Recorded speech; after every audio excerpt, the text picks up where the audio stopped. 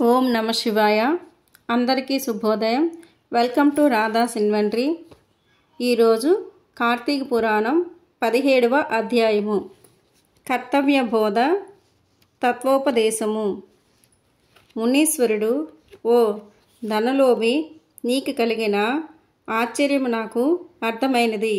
ఎటువంటి పుణ్యకర్మ చేయనటువంటి ఏ విధి ధర్మంను ఆచరించినటువంటి నాకు ఈ చెట్టు జన్మ నుండి ముక్తి ఎట్లా కలిగిందని నీకు సందేహం.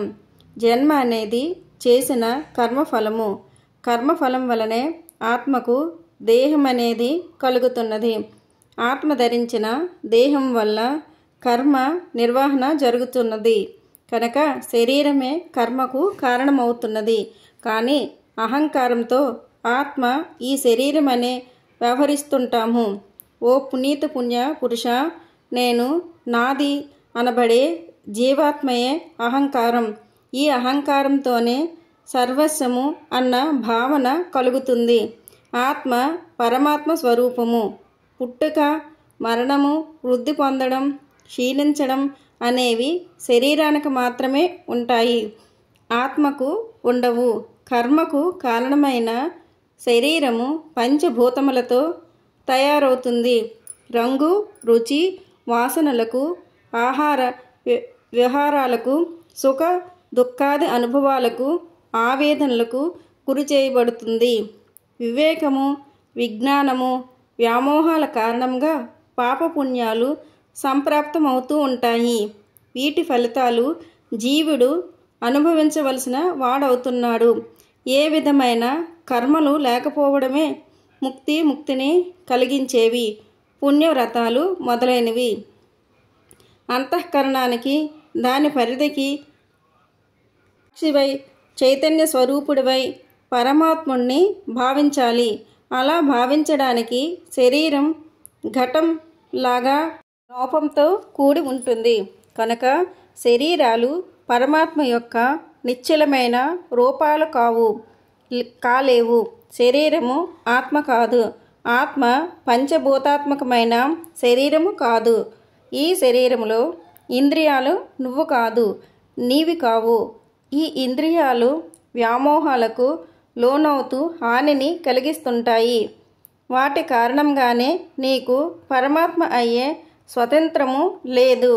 బుద్ధిని దిక్కును ప్రయాణింపచేసే ప్రత్యేగాత్మ అని నిర్ధారణ చేసుకో. యావత్తు సన్నిధానం కారణంగా దేహేంద్రియాలు, జడత్వము, ప్రాణం ఉన్న పుట్టుక లేక ఆత్మ అని అనిపిస్తుందో ఆ పరమాత్మ నువ్వు అని నిశ్చయించుకోవాలి. జాగ్రత్త, స్వప్న, సుషుప్తి అవస్థల యందు పదార్థాలన్నీ కలిసి పోయినప్పుడు వికారం లేనివాడే సాక్షిభూతుడై చూస్తున్నది. ఎవడో వాడు నువ్వు అని భావించు. దీపం వేరు, వెలుగు వేరు అని అనిపించినట్లే శరీరము వేరు, శరీరంలో ప్రకాశించే ఆత్మ వేరు అని గ్రహించు. ఆత్మస్వరూపుడైన పరమాత్మను ధ్యానించు. సత్యములు యందు, ప్రియములు యందు ఇష్టమైన సర్వసాక్షియే నిత్యమని నిశ్చయించుకో. ఇంద్రియాలు, మనస్సు, ప్రాణం, అహంకారం, దేహం వీటన్నింటికంటే అతీతంగా 6 విధములైన వికారాలు లేకుండా ఉండేవాడే పరమాత్మ. అజ్ఞాన అంధకారం లేనిది, జరగనది, చెదరనది, నిర్మలమైనది, సుఖజ్ఞానం కలిగినది ఆత్మస్వరూపం. సుఖానికి, ఆనందానికి అతీతమైనది, పరిపూర్ణమైనది, శాశ్వతమైనది స్వరూపమే పరమాత్మ. సర్వజ్ఞానత, సర్వేశ్వరత్వం, సర్వశక్తత్వం వేదాల్లో ఎవరికి ఉన్నాయని, ఎవరికి సంబంధించినవని చెప్పబడినయో అటువంటి పరమాత్మను అనుసరించి చేసే ఏ వస్తు జ్ఞానం వల్ల పరిపూర్ణమైన జ్ఞానం కలుగుతుందని వేదాలు బోధిస్తున్నాయో అదే బ్రహ్మమని, కర్మఫలదాయకమని, జీవులన్నింటికీ కారణమని సమస్త వేదరాశి ఉద్ఘోషిస్తున్నది. పరమాత్మకు సంబంధించిన వాక్యార్థాలు అర్థమయ్యే వరకు సమధమాది గుణములతో వినటానికి అర్థం చేసుకోవడానికి ప్రయత్నించు.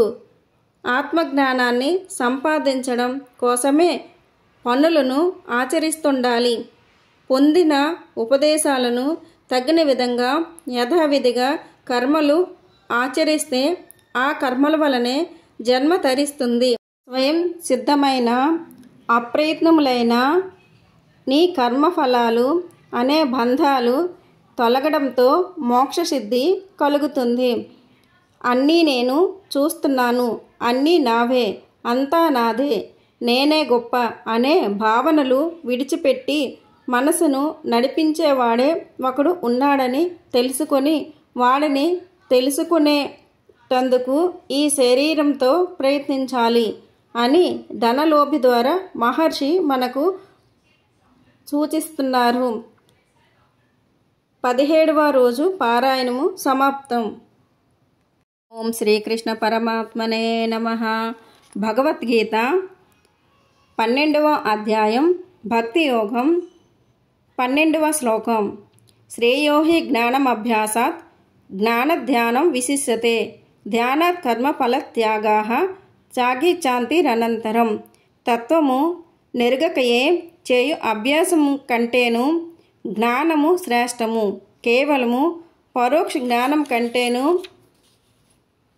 అనగా అనుభవరహితమైన జ్ఞానం కంటేను పరమేశ్వర స్వరూప ధ్యానము శ్రేష్టము. ధ్యానము కంటేను కర్మఫల త్యాగము మిక్కిలి శ్రేష్టమైనది. ఏలనన త్యాగం వల్ల వెంటనే పరమశాంతి లభించును. ఈ వీడియో నచ్చినట్లయితే ప్లీజ్ సబ్స్క్రైబ్ చేయండి.